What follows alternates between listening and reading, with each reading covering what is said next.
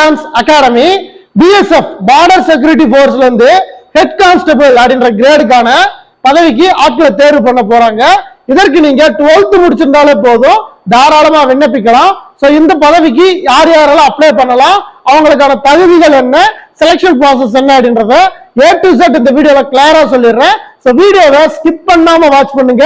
உங்களோட friends சர்க்கிள்ல uniform சர்வீசஸ்க்கு try பண்ணிட்டு இருக்கக்கூடிய உங்களோட நண்பர்கள் அனைவருக்கும் இந்த வீடியோவை ஷேர் பண்ணி இன்ஃபர்மேஷன்ஸ் தெரியப்படுத்துங்க. இந்த பிஎஸ்எஃப் ட்ரேட்மேனுக்கு நீங்க ட்ரை பண்றீங்க, இல்ல ஹெட் கான்ஸ்டபிளுக்கு ட்ரை பண்றீங்க அப்படின்னா அக்னி டிஃபென்ஸ் அகாடமில நடைபெறக்கூடிய பயிற்சி வகுப்புகளை வந்து ஜாயின் பண்ணுங்க. ஒரே முயற்சியில உங்களை 100% வெற்றி அடைய செய்யற பிசிக்கல் ஆர் ரிட்டர்ன் நீங்க எதற்கு ஜாயின் பண்ணாலும் சரி, உங்களோட வெற்றி இங்க அக்னி டிஃபென்ஸ் அகாடமில ஒரே முயற்சியில் எடுத்து தரப்படும். சோ ஃபர்ஸ்ட் பார்த்தா அப்படின்னா இந்த நோட்டிபிகேஷன்ல என்னென்ன கொடுத்துருக்காங்கன்றத சொல்லிடுறேன். சோ ஆட்களை தேர்வு பண்ணக்கூடிய துறை வந்து பார்த்தா அப்படின்னா பார்டர் செக்யூரிட்டி போர்ஸ், எல்லை பாதுகாப்பு படையில எல்லை வீரனாக செல்லணும் அப்படின்னா ஹெட் கான்ஸ்டபிள் அப்படின்ற கிரேடுக்கு இப்ப ஆட்களை தேர்வு பண்றாங்க. சோ அதுல ரேடியோ ஆபரேட்டருக்கும் ரேடியோ மெக்கானிக்கும் பார்த்தா அப்படின்னா ஆட்களை தேர்வு பண்ண போறாங்க. நீங்க இதற்கு விண்ணப்பிக்கணும், வில்லிங்கா இருக்கீங்க அப்படின்னா கிட்டத்தட்ட அப்ளிகேஷன் 24/8/2025 இருந்து 23/9/2025 வரைக்கும் பிஎஸ்எஃப் ஓட அபிஷியல் வெப்சைட்ல bsf.recruitment. என்ற வெப்சைட்ல அவைலபிளா இருக்கும். அந்த வெப்சைட்ல நீங்க தாராளமா அப்ளை பண்ணிக்கலாம். அடுத்து இதற்கான பே லெவலை பொறுத்த வரைக்கும் இந்த ஹெட் கான்ஸ்டபிள் கிரேடுன்னு போய்கிட்டாலேவோ level 4 பே மேட்ரிக்ஸ் தான். சோ இதுல ஸ்டார்டிங்ல பார்த்தோம்னா உங்களுக்கு 25,500 கிடைக்கும். இதை தவிர்த்து நிறைய அலௌன்சஸ் இருக்கு. சோ ஸ்டார்டிங்கே பார்த்தோன்னா ஆன் ஒரு அக்கௌண்ட்ல பார்த்தா 35-38 வந்து பார்த்தோன்னா கிரெடிட் ஆகும். சோ அடுத்ததா பார்த்தா அப்படின்னா வேகன்சிஸை பொறுத்த வரைக்கும் லாஸ்ட் டைம் போட்டிருந்த வேகன்சிஸை காட்டிலும் இந்த முறை அதிகமாகவே தேர்ந்தெடுத்திருக்காங்க. சோ லாஸ்ட் டைம் போட்டிருந்ததுல ரொம்ப ரொம்ப கம்மி, வெறும் 237 சம்திங் தான் வேகன்சி இருந்துச்சு. இந்த முறை பார்த்தா அப்படின்னா ஹெட் கான்ஸ்டபிள் ரேடியோ ஆபரேட்டருக்கு மட்டும் பார்த்தா அப்படின்னா 910 காலி பணியிடங்கள் இருக்கு. ஹெட் கான்ஸ்டபிள் ரேடியோ மெக்கானிக்கு மட்டும் பார்த்தா அப்படின்னா 211 காலி பணியிடங்கள் கொடுத்திருக்காங்க. சோ இதுல நமக்கு தேவை ஒரே ஒரு வேக்கண்ட் தான்.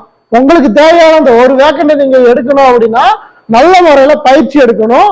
So written main core, physical main core, இந்த ரெண்டையும் தெளிவா பண்ணிட்டு அப்படின்னா ஈஸியா இதுல ஒரு வேக்கண்ட நமக்காக ரிசர்வ் பண்ணிக்கலாம். இவ்வளவுதான் விஷயம். சோ அடுத்ததா பார்த்தா அப்படின்னா செலக்ஷன் ப்ராசஸ பாத்துடலாம். சோ செலக்ஷனை பொறுத்த வரைக்கும் உங்களுக்கு மொத்தமா 3 கட்ட தேர்வுகள். அதுல முதல் கட்டமா பார்த்தா அப்படின்னா physical standard test and physical efficiency test. Physical தான் ஃபர்ஸ்ட் வரப்போகுது. சோ பிசிக்கலை பொறுத்த வரைக்கும் உங்களுக்கு என்னென்ன ஈவெண்ட் இருக்குன்னு சொல்லிடுறேன். சோ அடுத்து இரண்டாம் கட்டமா பார்த்தா அப்படின்னா கம்ப்யூட்டர் பேஸ்ட் டெஸ்ட் சிபிடி நடக்கும். மூன்றாம் கட்ட தேர்வா பார்த்தா அப்படின்னா மெடிக்கல் டெஸ்ட் நடக்கும், டாக்குமெண்ட் வெரிஃபிகேஷன் நடக்கும். சரிங்களா?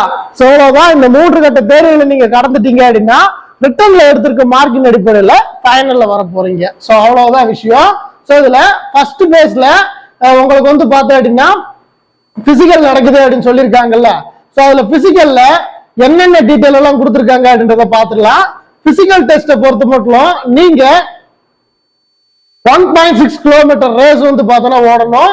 இந்த 1.6 கிலோமீட்டர் ரேஸ் வந்து பார்த்தா அப்படின்னா கரெக்டா 6 நிமிஷத்துக்குள்ள ஓடி முடிக்கணும். அதற்கு அடுத்ததான் பார்த்தா அப்படின்னா லாங் ஜம்ப் 11 feet வந்து பார்த்தோன்னா தாவணும். இதற்கு 3 சான்சஸ் கொடுக்குறாங்க. ஹை ஜம்ப் வந்து பார்த்தா அப்படின்னா 3.5 feet வந்து பார்த்தோன்னா தாவணும். அதற்கு 3 சான்சஸ் கொடுக்குறாங்க. சோ இது 3 பார்த்தா அப்படின்னா மேல் கேண்டிடேட்கான ஈவென்ட். நீங்க உமன்ஸா இருக்கீங்க அப்படின்னா உங்களுக்கான பிசிக்கல் என்ன அப்படின்னா 800 மீட்டர் ரேஸ் ஓடணும் 4 மினிட்ஸ்க்குள்ள. அடுத்து 9 feet லாங் ஜம்ப் வந்து பார்த்தோன்னா தாவணும். அதுக்கும் 3 சான்சஸ் கொடுக்குறாங்க. அடுத்து 3 feet ஹை ஜம்ப் தாவணும். அதற்கும் 3 சான்சஸ் கொடுக்குறாங்க. சோ இவ்வளவுதான் உங்களுக்கான பிசிக்கல் டெஸ்ட். சோ இவ்வளவு சொல்லிட்டேன். இனி அடுத்து உங்களுக்கு இதுக்கான எலிஜிபிலிட்டி என்ன அப்படின்னு சொல்லிடுறேன். சோ எலிஜிபிலிட்டியை பொறுத்த வரைக்கும் பேசிக்கா இதுக்கு நீங்க அப்ளை பண்ணணும் அப்படின்னா மினிமம் 18 வயசாவது கம்ப்ளீட் ஆகியிருக்கணும். சோ 18 வயசு கம்ப்ளீட் ஆகியிருக்கக்கூடிய ஒரு கேண்டிடேட் அதிகபட்சமா அன்ரிசர்வ்ட்ல வர்றீங்க, உங்களோட கம்யூனிட்டி அன்ரிசர்வ்ட்ல வருது, எந்த கம்யூனிட்டி சேராம அப்படின்னா 25 வயசு வரைக்கும் அப்ளை பண்ணலாம். ஓபிசியை சேர்ந்து உங்களோட கம்யூனிட்டி, அதாவது ஸ்டேட்ல பிசி, எம்பிசி, டிஎன்சி அப்படின்னு சொல்லக்கூடிய கம்யூனிட்டிகள்ல வருது அப்படின்னா நீங்க 28 வயசு வரைக்கும் அப்ளை பண்ணிக்கலாம். அதே உங்களோட கம்யூனிட்டி எஸ்சி எஸ்டில வருது அப்படின்னா நீங்க 30 வயசு வரைக்கும் இந்த ரெக்ரூட்மெண்ட்டுக்கு தாராளமா அப்ளை பண்ணிக்கலாம். சோ இதற்கு வந்து பார்த்தோம் அப்படின்னா உங்களுக்கான கல்வி தகுதி மெயினான விஷயம். கல்வி தகுதி என்ன கொடுத்துருக்காங்க அப்படின்றத பாத்துக்கலாம். ஹெட் கான்ஸ்டபிள் ரேடியோ ஆபரேட்டரை பொறுத்த வரைக்கும் 12th கம்ப்ளீட் பண்ணிருக்கணும். சரிங்களா? 12th முடிச்சிருக்கணும். 12th முடிச்சதுல ஈக்குவலன்ட் எதுல வைக்கிறாங்க அப்படின்னா பிசிக்ஸ், கெமிஸ்ட்ரி, மேத்தமெட்டிக்ஸ் இது மூணுலயும் சேர்த்து பார்த்தா அப்படின்னா 60% மார்க் வந்து பார்த்தா எடுத்திருக்கணும் அப்படின்னு சொல்றாங்க. சோ நீங்க 12th முடிக்காம 10th தான் முடிச்சிருக்கீங்க அப்படின்னா 10th முடிச்சுட்டு ITI radio television R electronic engineering or computer operator, programming assistant, data preparation இந்த மாதிரியான ட்ரேட்ல ஐடிஐ பண்ணிருக்கீங்க அப்படின்னா நீங்க தாராளமா விண்ணப்பிக்கலாம். அடுத்து ஹெட் கான்ஸ்டபிள் ரேடியோ மெக்கானிக். இந்த ஹெட் கான்ஸ்டபிள் ரேடியோ மெக்கானிக்கை பொறுத்த வரைக்கும் சேம் 12th வந்து பார்த்தா அப்படின்னா கம்ப்ளீட் பண்ணிருக்கணும். அதுல எதாவது ஈக்குவலன்ட் வைக்கிறாங்க அப்படின்னா பிசிக்ஸ், கெமிஸ்ட்ரி, மேத்தமெட்டிக்ஸ் இது மூணுலையும் சேர்த்து பார்த்தா அப்படின்னா 60% பார்த்தா அப்படின்னா மார்க் வந்து பார்த்தா எடுத்திருக்கணும் அப்படின்னு சொல்லியிருக்காங்க.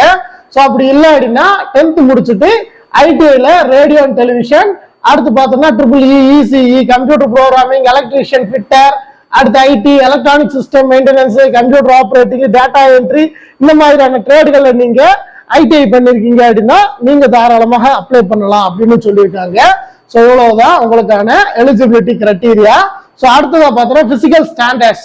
பிசிக்கல் ஸ்டாண்டர்ட்ஸ்ல பொறுத்த வரைக்கும் மெயின்லி பார்த்தோம்னா ஹைட் 168 சென்டிமீட்டர் மென் இருந்தா போதும், உமன்ஸ் 157 சென்டிமீட்டர் இருந்தா போதும். இதுல எஸ்டி கேண்டிடேட்டுக்கு மட்டும் பார்த்தா அப்படின்னா 3 சென்டிமீட்டர் ரிலாக்ஸேஷன் தர்றாங்க. அதாவது நீங்க எஸ்டி ஷெட்யூல்டு ட்ரைப்ஸா இருக்கீங்க அப்படின்னா 165 சென்டிமீட்டர் ஹைட் இருந்தா போதும், இதற்கு தாராளமாக விண்ணப்பிக்கலாம். செஸ்ட்டை பொறுத்த வரைக்கும் மினிமம் 80 சென்டிமீட்டர் வேணும், மேக்சிமம் 5 சென்டிமீட்டர் எக்ஸ்பேண்ட் பண்ண தெரிஞ்சிருக்கணும். ஸோ இவ்வளவுதான். ஸோ இதுல வந்து பார்த்தா அப்படின்னா பிசிக்கலுக்கான டீடைல் ஃபுல்லா கொடுத்துட்டேன். ரிட்டனை பொறுத்த வரைக்கும் மெயின்லி நான் சொன்ன மாதிரி ரிட்டன் தான் இங்க மெயின் ஸ்கோரே பண்ண போகுது. பிசிக்கல் கூட பார்த்தா அப்படின்னா 1.6 கிலோமீட்டர் ரேஸ் நீங்க ஈஸியா கம்ப்ளீட் பண்ணிடுவீங்க. ஆனா அந்த செகண்ட் பேஸ் ஆன ரிட்டனை பொறுத்த வரைக்கும் பார்த்தா அப்படின்னா உங்களுக்கு 12th பேஸ்ல வந்து பார்த்தோம்னா நடக்கும். ஸோ இதுல 12th பேஸ்ல வந்து பார்த்தா அப்படின்னா நீங்க head constable radio mechanic and radio operator இந்த ட்ரேட் அட்டென்ட் பண்றீங்க அப்படின்னா பிசிக்ஸ்ல இருந்து கரெக்டா பார்த்தோம்னா 40 கொஸ்டின்ஸ், மேத்தமெட்டிக்ஸ்ல இருந்து 20 கொஸ்டின்ஸ், கெமிஸ்ட்ரில இருந்து 20 கொஸ்டின்ஸ், இங்கிலீஷ் அண்ட் ஜிகேல இருந்து 20 கொஸ்டின். டோட்டலா பார்த்தோம்னா 100 கொஸ்டின். ஒரு கொஸ்டினுக்கு 2 மார்க்ன்ற அடிப்படையில டோட்டலா 200 மார்க். ஸோ இதுல வந்து பார்த்தா அப்படின்னா இந்த 200 மார்க்ல நல்ல மார்க் எடுத்து செக்யூர் பண்றீங்க அப்படின்னா ஈஸியா ஃபைனல்ல வந்துருவீங்க. ஸோ நெகட்டிவ் மார்க்கை பொறுத்த வரைக்கும் அதாவது for every multiple choice question 2 marks. ஒரு கொஸ்டினுக்கு வந்து பார்த்தோம்னா 2 மார்க், தப்பா அடிக்கக்கூடிய ஒரு கொஸ்டினுக்கும் 0.25 வந்து பார்த்தோம்னா நெகட்டிவ் மார்க் அப்படின்னு சொல்லியிருக்காங்க. எக்ஸாம் லாங்குவேஜை பொறுத்த வரைக்கும் ஹிந்திலையும் இங்கிலீஷ்லயும் மட்டும்தான் இருக்கணும்னு சொல்லியிருக்காங்க. ஸோ எவ்வளவுதான் விஷயம். நீங்க ரிட்டன்ல குவாலிஃபைட் ஆகணும் அப்படின்னா அவங்க சொல்லக்கூடிய minimum qualification percentage of mark எடுக்கணும். ஸோ இதுல வந்து பார்த்தா அப்படின்னா ஜென்ரலுக்கு 38 வச்சிருக்காங்க, ஓபிசி இடபிள்யூஎஸ்க்கு 33 வச்சிருக்காங்க, அடுத்து எஸ்சி எஸ்டிக்கு வந்து பார்த்தா அப்படின்னா 20% வச்சிருக்காங்க. ஸோ இவ்வளவுதான் மினிமம் குவாலிஃபைங் கட் ஆஃப். இதை கிராஸ் பண்ணிட்டீங்க அப்படின்னா அடுத்த ஸ்டேஜ் ஆன பிசிக்கல் இது மெடிக்கல் போயிருவீங்க. ஸோ மெடிக்கல் அந்த ஃபால்ட் இல்லை அப்படின்னா அடுத்து நீங்க ரிட்டன்ல எவ்வளவு மார்க் எடுத்திருக்கீங்களோ அதன் அடிப்படையில ஃபைனல் வர போறீங்க. எவ்வளவுதான். ஸோ இப்ப இருந்த கிளாஸஸ் நடந்துட்டு தான் இருக்கு. வில்லிங்கா இருக்கீங்க, ஒரே முயற்சியில பாஸ் பண்ணணும்னு நினைக்கிறீங்க அப்படின்னா ஷியோரா அக்னி டிஃபென்ஸ் அகாடமி வாங்க. ஒரே முயற்சி 100% வெற்றி. Thank you so much. Jai Hind.